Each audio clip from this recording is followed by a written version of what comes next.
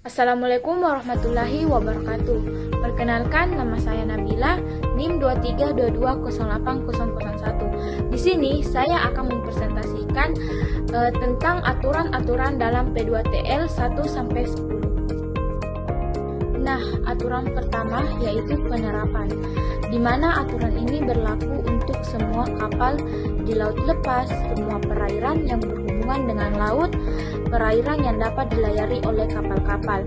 Yang paling penting itu semua jenis kapal tanpa memandang ukuran atau jenisnya wajib mengikuti peraturan ini saat berada di laut. Nah, adapun aturan tambahan untuk kapal khusus negara dapat menetapkan aturan-aturan tambahan. Yang pertama itu untuk kapal perang atau konvoi. Yang kedua, kapal penangkap ikan dalam armada.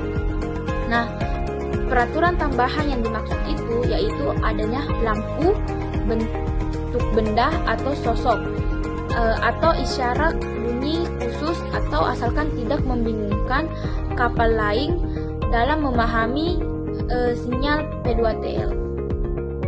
Nah, lanjut untuk peraturan yang kedua, yaitu tanggung jawab. Yang diminta pertanggungjawaban kapal sebagai institusi, pemilik kapal, nahkoda, dan awak kapal, yaitu di mana dalam menerapkan aturan ini, pelaut harus mempertimbangkan kondisi khusus, keterbatasan kapal, dan situasi darurat. Yang intinya itu tidak cukup cuma peraturan di atas kertas, tapi juga harus dalam kondisi lapangan supaya bisa mencegah tabrakan atau insiden lain yang bisa terjadi. Yang ketiga itu aturan definisi umum. Yang pertama kapal, yang kedua kapal tenaga, yang ketiga kapal yang menangkap ikan, yang keempat pesawat terbang laut, yang kelima kapal layar, yang keenam kapal tidak dapat diolah gerak, yang ketujuh kapal terbatas kemampuan oleh geraknya, yang kesembilan sedang berlayar, yang kesepuluh penglihatan terbatas. Nah, yang mana yang dimaksud itu pesawat terbang laut dan weak in ground bekerja dengan efek ground effort, yaitu terbang rendah di atas permukaan laut untuk mengurangi hambatan udara dan meningkatkan efisien, yaitu di mana kapal penangkap ikan memakai alat seperti jaring atau pukat untuk menangkap ikan, sedangkan kapal terbatas kemampuannya diatur agar tetap aman berlayar sesuai kondisi dan batas teknisnya. Aturan keempat yaitu penerapan, di mana penerapan aturan-aturan dalam seksi ini hanya berlaku dalam setiap kondisi penglihatan. Aturan yang kelima yaitu pengamatan, di mana setiap kapal wajib melakukan pengamatan secara cermat dan terus-menerus menggunakan semua indera, yaitu penglihatan dan pendengaran atau peralatan yang tersedia untuk menilai situasi serta menghindari tabrakan. Nah, di mana dimaksud itu dalam praktiknya perwira jaga di kapal harus memantau kondisi sekitar tanpa lengah, baik siang maupun malam, memperhatikan jarak pandang, cuaca, arah angin, lalu lintas laut, serta potensi bahaya dari kapal atau objek lain. Nah, informasi yang sudah dikumpulkan ini dipakai untuk mengambil keputusan cepat dan tepat agar kapal dapat mengubah haluan, kecepatan, atau melakukan manuver yang aman sebelum bahaya terjadi. Aturan yang keenam yaitu laju aman. Yang pertama tindakan penglihatan, yang kedua kepala lalu lintas, yang ketiga daya oleh gerak, yang keempat pada malam hari, yang kelima keadaan angin, arus, dan bahaya navigasi. Yaitu yang dimana yang dimaksud yaitu laju aman. Intinya aturan ini mengharuskan setiap kapal bergerak dengan kecepatan yang aman sehingga kapal bisa mengambil tindakan yang tepat dan efektif untuk menghindari tabrakan dan berhenti dalam jarak yang sesuai dengan kondisi dan situasi di sekitar. Aturan yang ketujuh yaitu bahaya tubrukan, Yang pertama, mendekati kapal yang besar.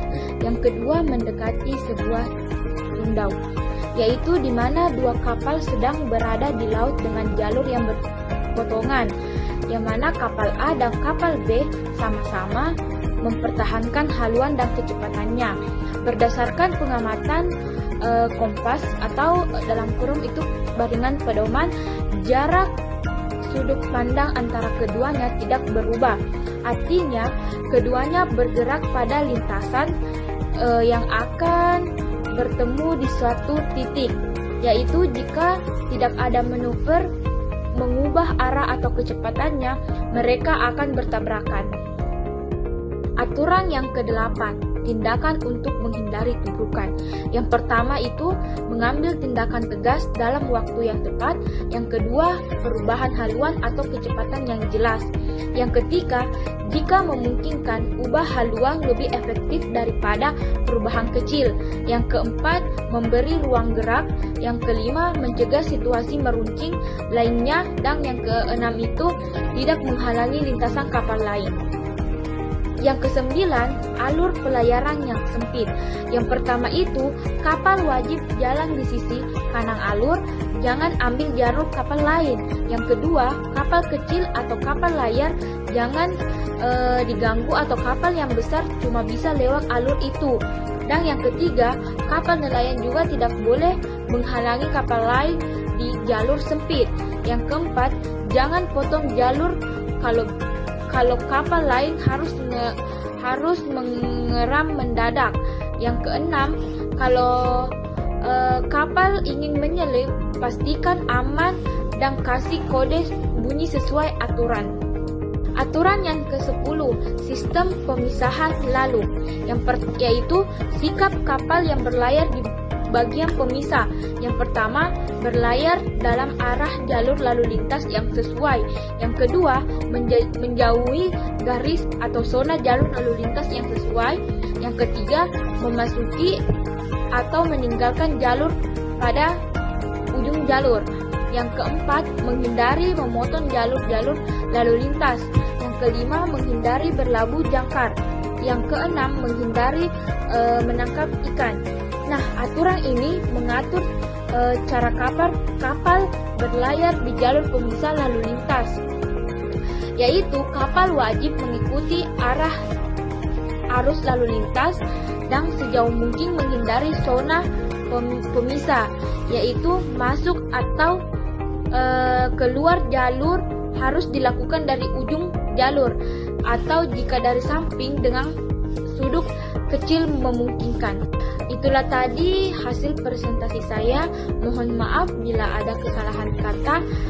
Saya akhiri dengan ucapan wabillahi taufiq wal hidayah. Wassalamualaikum warahmatullahi wabarakatuh. See you.